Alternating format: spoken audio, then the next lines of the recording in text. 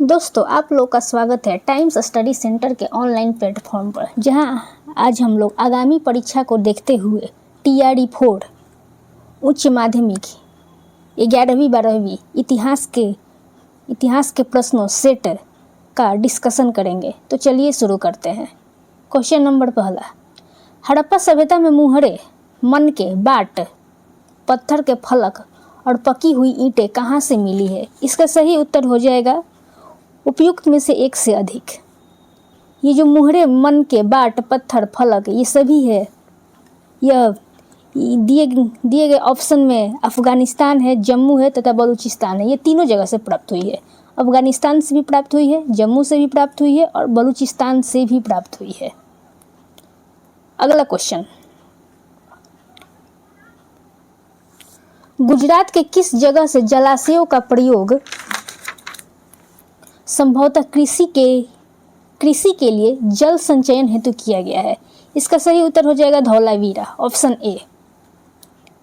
अगला क्वेश्चन है, हड़प्पा शहरों की सबसे अनूठी विशेषताओं में से कौन सी थी? इसका सही उत्तर हो जाएगा ऑप्शन ए, जल निकास प्रणाली। अगला क्वेश्चन है, हड़प्पा काल के दौरान दुर्ग पर हमें ऐसी संरचनाओं के साक्ष्य मिले हैं जिनका प्रयोग किसके लिए किया जाता था? इसमें बताना है कि प्रयोग क्यों किया जाता था, किस लिए किया जाता था। इसका सही उत्तर हो जाएगा ऑप्शन ए, सार्वजनिक प्रयोजन के लिए। अगला क्वेश्चन है, भारतीय पुरातात्विक सर्वेक्षण के किस डायरेक्टर जनरल के कार्यकाल भारतीय पुरातत्व में एक व्यापक परिवर्तन का काल माना जाता है? इसका सही उत्तर हो जाएगा ऑप्शन ए, जॉन मार्शल। अगला क्वेश्चन है, किस स्रोतों के अनुसार मौर्य सम्राट के पास 6 लाख पैदल सैनिक, 30,000 घुड़सवार तथा 9,000 हाथी थे? इसका सही उत्तर हो जाएगा ऑप्शन ए, यूनानी स्रोत। यूनानी स्रोतों से इसकी जानकारी मिलती है। अगला क्वेश्चन है, मेगास्थनीज ने भारतीय समाज को कितने वर्गों में विभाजित किया है? इसका सही उत्तर हो जाएगा option B, option 7, option B. Megasthenes ने भारतीय समाज को 7 वर्गों में विभाजित किया था। अगला क्वेश्चन है, सातवाहन वंश की राजधानी प्रतिष्ठान पैठान थी तथा इसकी राजकीय भाषा प्राकृत तथा लिपि क्या थी? इसका सही उत्तर हो जाएगा ऑप्शन ए, ब्राह्मी। सातवाहनों की लिपि क्या थी? तो ब्राह्मी थी। अगला क्वेश्चन है, निम्नलिखित में से किस शासक ने विक्रमशिला विश्वविद्यालय की स्थापना की थी? इसका सही उत्तर हो जाएगा ऑप्शन सी, धर्मपाल। अगला क्वेश्चन है, उत्तर भारत में हिमालय से विंध्य प्रदेश के भूभाग में किस कला का विस्तार हुआ है? इसका सही उत्तर हो जाएगा नागर शैली। तो शैली कितने प्रकार की होती है? तो शैली आपको 3 प्रकार की थी, नागर शैली, ये थी उत्तर भारत में थी। फिर बेसर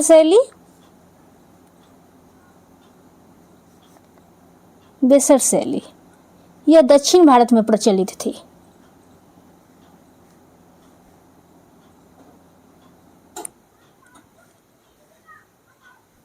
यह दक्षिण भारत में और जो ये बेसर शैली थी, बेसर यह मिक्स थी, उत्तर तथा दक्षिण ये दोनों का मिश्रित था। चलिए अगला क्वेश्चन है,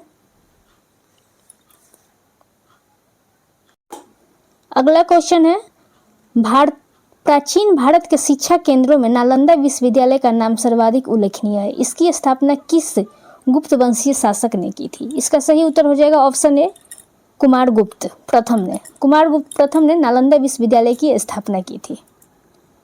इसका विध्वंस किसने किया था? नालंदा विश्वविद्यालय का था बख्तियार खिलजी ने किया था। बख्तियार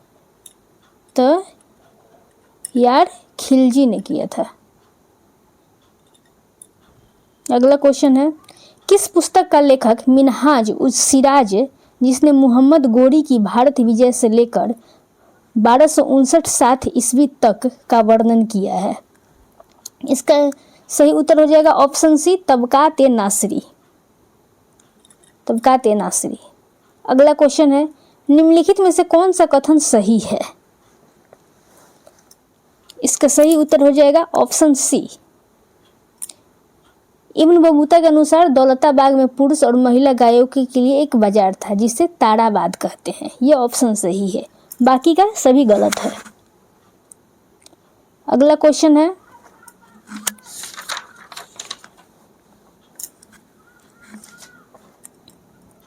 निम्नलिखित में से कौन सा कथन गलत है? इसका सही उत्तर हो जाएगा ऑप्शन सी। 16वीं और 17वीं शताब्दी में अस्पृश्य वर्ग के लोग बड़े किसान होते थे। यह क्वेश्चन गलत है, अस्पृश्य वर्ग के लोग किसान नहीं थे। अगला क्वेश्चन है, मध्यकाल में तमिलनाडु के अलवार और नयनार संत के बारे में कौन सा कथन गलत है? इसका सही उत्तर हो जाएगा ऑप्शन ई। कोई भी कथन गलत नहीं है। ये जितने भी ऑप्शन है ना, ये सारे के सारे सही है। जैसे ऑप्शन ए पढ़ देती हूँ, तमिलनाडु में भक्ति आंदोलन लगभग 6वीं शताब्दी में अलवारो विष्णु भक्ति में तन्मय और नयनारो शिव भक्त से नेतृत्व हुआ। यह सही, बिल्कुल सही है। वे एक स्थान से दूसरे स्थान पर भ्रमण करते हुए तेलुगु में अपने इष्ट की स्तुति में भजन गाते थे। ये भी सही है। अपनी यात्राओं के दौरान अलवार और नयनार संतों ने कुछ पावन स्थलों को अपने इष्ट का निवास स्थल घोषित किया। ये भी सही है, ये भी बिल्कुल सही है। ये जो तीनों ऑप्शन है ना, ये तीनों ऑप्शन सही है, इसमें से कोई भी गलत नहीं है। अगला क्वेश्चन है, संगम काल में उल्लेखित वंशों में शामिल थे। इसका सही उत्तर हो जाएगा ऑप्शन डी, क्योंकि संगम काल में उल्लेखित वंश में चेर भी शामिल था, चोल भी शामिल था तथा पांडे भी शामिल था। अगला क्वेश्चन है, मध्यकाल में भाषा और संपर्क से संबंधित कौन सा कथन सही है? इसका सही उत्तर हो जाएगा आपको, इसका सही उत्तर हो जाएगा ऑप्शन डी, क्योंकि ये जो तीनों ऑप्शन है ना, ये तीनों का तीनों सही है। मध्यकाल में भाषा और संपर्क संबंधित कौन सा कथन सही है? तो ये तीनों सही है। ऑप्शन ए, बी, सी, यह तीनों का तीनों सही है, इसमें से कोई भी गलत नहीं है। इसलिए इसका सही उत्तर हो जाएगा ऑप्शन डी। अगला क्वेश्चन है, निम्नलिखित में से कौन सा कथन सही है? इसका सही उत्तर हो जाएगा ऑप्शन, इसका भी सही उत्तर हो जाएगा ऑप्शन डी, क्योंकि ये तीनों का तीनों ऑप्शन सही है। ये तीनों ऑप्शन सही है, इसलिए इसका सही उत्तर हो जाएगा ऑप्शन डी। अगला क्वेश्चन है, सिख धर्म में किसने मानव सेवा, पंगत और संगत को आधार बनाया? इसका सही उत्तर हो जाएगा ऑप्शन ए, गुरु नानक। गुरु नानक ने संगत एवं पंगत और संगत को आधार बनाया। अगला क्वेश्चन है, विजयनगर शहर के विध्वंस के लिए कौन तथ्य उत्तरदायी है? इसका सही उत्तर हो जाएगा सुल्तानों की सेनाएं। अगला क्वेश्चन है, विजयनगर साम्राज्य के किले बंदी के बारे में किसने लिखा कि पहली, दूसरी और तीसरी दीवारों के बीच जुते हुए खेत, बगीचे तथा आवास है? इसका सही उत्तर हो जाएगा ऑप्शन बी, अब्दुल रज्जाक। अगला क्वेश्चन है, विजयनगर के शहरी केंद्र की विशेषताएं क्या थी? इसका सही उत्तर हो जाएगा ऑप्शन डी, उपयुक्त में से एक से अधिक, क्योंकि विजयनगर की जो शहरी केंद्र की विशेषताएं थी, इसमें तीनों सही है।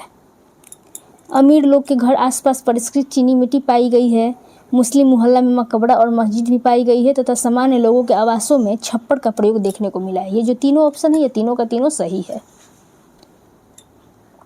अगला क्वेश्चन है, 16वीं शताब्दी के अंतिम चरण में अबुल फजल द्वारा लिखा गया पुस्तक आईन अकबरी में कृषि से संबंधित कौन सा तथ्य गलत है?